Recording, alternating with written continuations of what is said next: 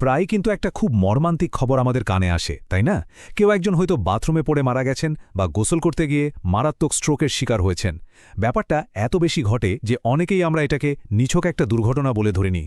কিন্তু কখনো কি আমরা এটা ভেবে দেখেছি দিনের অন্য যে কোনো সময়ের চেয়ে ঠিক বাথরুমে থাকা অবস্থাতেই কেন হার্ট অ্যাটাক বা ব্রেন স্ট্রোকের ঝুঁকিটা এত বেশি থাকে? আজকের এই বিশ্লেষণে আমরা ঠিক এই বিষয়টা নিয়েই কথা বলবো। দেখব মেডিকেল সায়েন্স আসলে কি বলছে। গোসল করার খুব সাধারণ কিন্তু ভুল একটা পদ্ধতি যে এই ভয়ঙ্কর পরিণতির কারণ হতে পারে, সেটা জানলে হয়তো চমকে উঠতে হবে। তো চলুন এই বিশ্লেষণ থেকে জেনে নিই প্রতিদিনের গোসলের সঠিক নিয়ম মেনে কিভাবে এত বড় একটা স্বাস্থ্য ঝুঁকি থেকে সহজেই বেঁচে থাকা যায়। ঠিক আছে, চলুন কথা না বাড়িয়ে মূল আলোচনায় ঢোকা যাক। আজকের এই বিশ্লেষণে আমরা পুরো বিষয়টা ধাপে ধাপে দেখব। বাথরুমের ঝুঁকি, তাপমাত্রার বিজ্ঞান, মস্তিষ্ক আর হার্টের এর প্রভাব, নিরাপদ 4 ধাপ পদ্ধতি, বয়স্কদের জন্য সতর্কতা এবং শেষে থাকছে জরুরি মেডিকেল গাইডলাইন। পর্ব 1, বাথরুমের ঝুঁকি। চলুন শুরুতেই মূল সমস্যাটাকে একটু চিনে নিই। তো প্রশ্ন হলো, বাথরুমে হার্ট অ্যাটাক আর ব্রেন স্ট্রোকের ঝুঁকি কেন সবসময় সবচেয়ে বেশি থাকে? অনেকেই হয়তো ভাবেন বাথরুমের মেঝে বোধে পিচ্ছিল থাকে আর সেখান থেকে পিছলে পড়েই এমনটা হয়। কিন্তু মজার ব্যাপার হলো, চিকিৎসাবিজ্ঞান বলছে একদম অন্য কথা। আসল কালপ্রেট কিন্তু বাথরুমের মেঝে নয়, বরং গোসলের সময় পানি ব্যবহারের ভুল পদ্ধতি। গোসলের সময় আমাদের শরীরের সাথে পানির যে প্রথম স্পর্শটা ঘটে, ঠিক সেখানেই লুকিয়ে আছে এই স্বাস্থ্য ঝুঁকির সবচেয়ে বড় কারণ। পর্ব 2, তাপমাত্রার বিজ্ঞান। চলুন দেখে নিই বিজ্ঞানের ভাষায় এর পেছনের কারণটা আসলে কি। আমরা সবাই জানি মানবদেহের কিন্তু নিজস্ব একটা ভেতরের তাপমাত্রা বা ইন্টারনাল টেম্পারেচার থাকে, আর বাইরের পরিবেশের তাপমাত্রা থাকে সম্পূর্ণ আলাদা। গোসলের সময় সবচেয়ে বড় ভুলটা তখনই হয় যখন শুরুতেই সরাসরি মাথায় পানি ঢেলে দেওয়া হয়। একবার ভাবলে বোঝা যায় শরীরের এই স্বাভাবিক উষ্ণতা আর বাইরের পানির তাপমাত্রার মধ্যে যে একটা বড় পার্থক্য থাকে, সেটা হঠাৎ করে একটা সাংঘর্ষিক অবস্থার তৈরি করে। আমাদের শরীর তো এই আচমকা তাপমাত্রা পরিবর্তনের জন্য প্রস্তুত থাকে না, ফলে শরীর হঠাৎ ঘাবড়ে যায় এবং আত্মরক্ষার জন্য একটা প্রতিরক্ষামূলক কিন্তু বেশ বিপজ্জনক প্রতিক্রিয়া দেখাতে শুরু করে। এখানেই আসে একটা দারুণ ইন্টারেস্টিং ব্যাপার।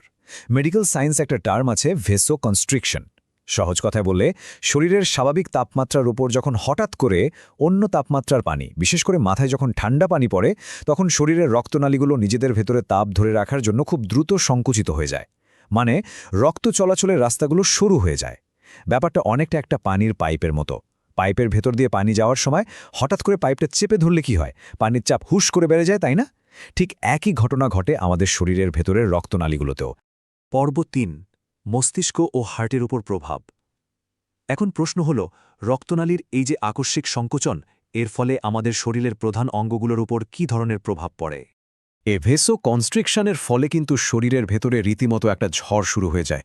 রক্ত চলাচলের রাস্তাগুলো যখন আচমকা শুরু হয়ে যায়, তখন ব্লাড প্রেশার বা রক্তচাপ মুহূর্তের মধ্যে অস্বাভাবিকভাবে বেড়ে যায়। এখন মাথায় রক্ত সঞ্চালন হঠাৎ বেড়ে গেলে কি হবে? মস্তিষ্কের অত্যন্ত সূক্ষ্ম যে রক্তনালীগুলো আছে, সেগুলো এত প্রচণ্ড চাপ সহ্য করতে না পেরে অনেক সময় ছিঁড়ে যায়।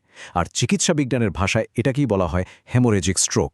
শুধু কি তাই, একই সময়ে এই আকস্মিক রক্তচাপকে সামাল দিতে গিয়ে আমাদের হার্ট বা হৃৎপিণ্ডকেও তার স্বাভাবিক ক্ষমতার চেয়ে অনেক বেশি খাটতে হয়। হার্টের উপর তৈরি হওয়ায় প্রচণ্ড আর আকস্মিক চাপটাই কিন্তু শেষ পর্যন্ত হার্ট অ্যাটাকের মতো মর্মান্তিক ঘটনার জন্ম দেয়। পর্ব 4, 4 ধাপ পদ্ধতি। এতক্ষণ তো আমরা সমস্যার গভীরতা নিয়ে কথা বললাম। এবার চলুন এর খুব সহজ আর কার্যকারী একটা সমাধানের দিকে এগোনো যাক। আসল ব্যাপারটা হলো একটা নির্দিষ্ট 4 ধাপের মেডিকেল নিয়ম মেনে চলা।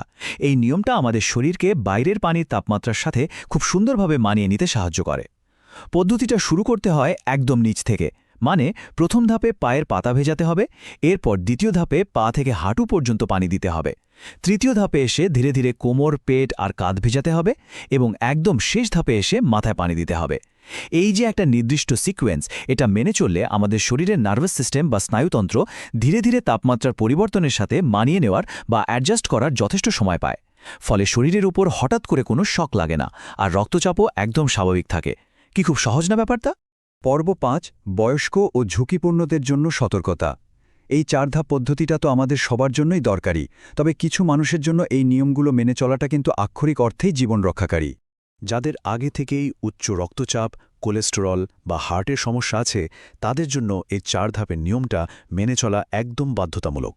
এখানে আরেকটা বিষয় খুব জরুরি। গোসলের সময় হঠাৎ মাথা ঘোরা, বুকে প্রচণ্ড চাপ লাগা বা খুব মাথা ব্যথার মতো কোনো ওয়ার্নিং সাইন বা সংকেত দেখা দিলে কিন্তু সাথে সাথে গোসল বন্ধ করে দিতে হবে।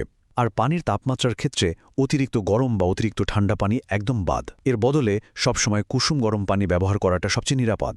বাথরুমে ঢুকে কোনো তাড়াহুড়ো করা যাবে না, শরীরকে একটু সময় দিতে হবে। আর একটা দারুণ টিপস হলো, গোসলের আগে 1 গ্লাস পানি পান করা যেতে পারে। এটা ভেতরের ব্লাড প্রেশার কন্ট্রোলে জাদুকরি কাজ করে। পরিবারের অন্য সদস্যদেরও কিন্তু উচিত বয়স্কদের গোসলের সময় এই নিয়মগুলো মেনে চলতে সাহায্য করা এবং তাদের জন্য নিরাপদ পানির তাপমাত্রাটা নিশ্চিত করা। পর্ব 6, জরুরি মেডিকেল সতর্কতা। আমরা আলোচনার একদম শেষ পর্যায়ে চলে এসেছি, তবে একটা অত্যন্ত গুরুত্বপূর্ণ বিষয় না বললেই নয়। আর সেটা হলো আমাদের জরুরি মেডিকেল ডিসক্লেইমার। আজকের এই বিশ্লেষণে আমরা যেসব বৈজ্ঞানিক ব্যাখ্যা আর পদ্ধতির কথা বললাম তা মূলত সাধারণ সচেতনতা আর শিক্ষার উদ্দেশ্যে তুলে ধরা হয়েছে। এটা কিন্তু কোনোভাবেই একজন পেশাদার ডাক্তারের পরামর্শের বিকল্প নয়। যে কোনো ধরনের জরুরি স্বাস্থ্যগত সমস্যা, শারীরিক অস্বস্তি বা নির্দিষ্ট রোগের ক্ষেত্রে অবশ্যই একজন বিশেষজ্ঞ চিকিৎসকের পরামর্শ নিতে হবে। কারণ দিন শেষে সঠিক সময়ে সঠিক ডাক্তারের কাছে যাওয়াই হলো সুস্থ থাকার প্রথম শর্ত। তো এতক্ষণ ধরে আমরা যা যা জানলাম, তারপর একটা প্রশ্ন কিন্তু মনে থেকেই যায়। সামান্য একটা সঠিক অভ্যাস কি সত্যি এত বড় বিপদ থেকে বাঁচাতে পারে? প্রতিদিনের গোসলের পদ্ধতিতে এই ছোট্ট আর সহজ পরিবর্তনটা কি কাল সকাল থেকেই শুরু করা যায় না? বিজ্ঞান বলছে এই সাধারণ 4 ধাপের নিয়মটা মেনে চললে তার নীরবে অসংখ্য মানুষের জীবন বাঁচাতে পারে এবং হার্টকে দীর্ঘমেয়াদে সুরক্ষিত রাখতে পারে। সুস্থতার জন্য তো আসলে সঠিক তথ্যের কোনো বিকল্প নেই। এই ছোট ছোট বিষয়গুলো যদি আমরা আমাদের চারপাশের সবার সাথে শেয়ার করি, হয়তো আমাদেরই কাছের অনেক মানুষ এই লুকানো বিপদ থেকে সুরক্ষিত থাকতে পারবেন। আজকের এই বিশ্লেষণটি দেখার জন্য অসংখ্য ধন্যবাদ। সুস্থতার পথে এই ছোট্ট পদক্ষেপগুলোই হতে পারে আমাদের জন্য একটা চমৎকার সূচনা।